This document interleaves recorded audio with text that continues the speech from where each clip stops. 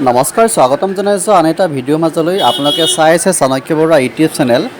আজি খুবেই এটা ভাল খবৰ লৈ আহিছোঁ আপোনালোকৰ কাৰণে, নিবনুৱা যুৱক যুৱতীসকলৰ কাৰণে। কিয়নো আজি অসম চৰকাৰৰ ফালৰ পৰা বৃহৎ এটা পদৰ ঘোষণা কৰা হৈছে। ডক্টৰ হিমন্ত বিশ্ব শৰ্মা ডাঙৰীয়াক পদ ঘোষণা কৰিছে। এই পদবিলাক হৈছে 32,000 পদৰ ঘোষণা কৰা হৈছে। তো অতিকে খুবেই ভাল খবৰ হয়। পদটোৰ কাৰণে আপোনালোকে সকলোখিনি এপ্লাই কৰিব পাৰিব। 32,000 পদ মুকলি কৰা হৈছে। আজি বিশেষকৈ টুইটযোগে এই পদৰ ঘোষণা কৰিছে। খুবেই এটা ভাল খবৰ হয় নিবনুৱা যুৱক যুৱতীসকলৰ কাৰণে যে 32,000 পদৰ ঘোষণা কৰা হৈছে। তো আপোনালোকে পলম নকৰি এই পদবিলাকৰ কাৰণে এপ্লাই কৰিব পাৰিব। আৰু কিমানটা পদ খালী হৈছে, কোনকেইটা পদত নিযুক্তি দিয়া হ'ব, কিমানটা বিভাগত কিমান খালী হৈছে, সকলোখিনি ভিডিঅ'টোৰ জৰিয়তে জনাম। ব'লকচোন ভিডিঅ'টো আৰম্ভ কৰোঁ। আৰু আপোনালোকে চাই থাকিব চাণক্য বৰুৱা ইউটিউব চেনেল।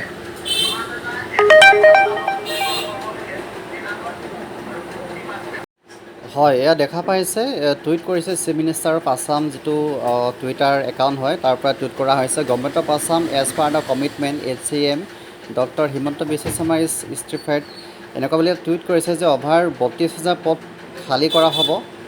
পদৰ নিযুক্তি দিয়া হ'ব অহা ছেপ্টেম্বৰ মাহৰ ভিতৰত, ছেপ্টেম্বৰ 10 তাৰিখৰ ভিতৰত আপোনালোকৰ 32,000 পদৰ নিযুক্তি দিয়া হ'ব। আৰু কমপ্লিট আপোনালোকৰ 1 লাখ যিটো পদ আছে, 1 লাখ পদৰ সম্পূৰ্ণ কৰিব।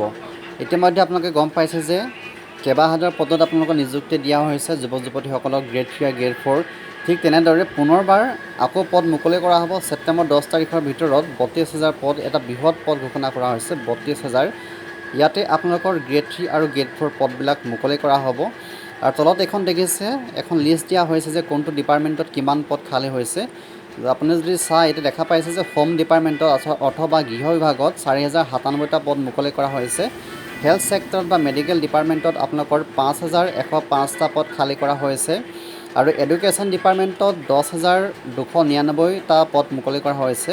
এনেকৈ PNRDত আছে 1,174টা, গ্ৰেড 3ত আছে 7,073টা আৰু গ্ৰেড 4ত আছে 4,939টা। এনেকৈ টোটেল মিলাই আপোনালোকৰ পদবিলাক হৈছে 32,689টা পদ।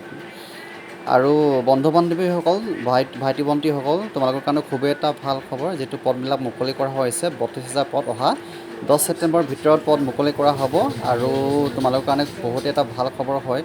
আৰু এই পদবিলাক নিযুক্তি দিয়া হ'ব খুব সোনকালে। গতিকে তোমালোকে নিৰাশ নহ'বা, যিসকলে আগতে পোৱা নাছিলে চাকৰি, কিন্তু বৰ্তমান পোৱাৰ সম্পূৰ্ণ চান্স আছে, যিহেতু ভালদৰে পঢ়ি থাকা।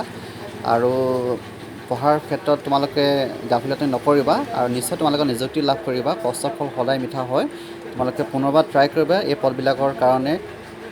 পৰীক্ষা দিব, পৰীক্ষা ভালদৰে অনুষ্ঠিত হ'ব আৰু তোমালোকে ভালদৰে পৰীক্ষাটো দিবা।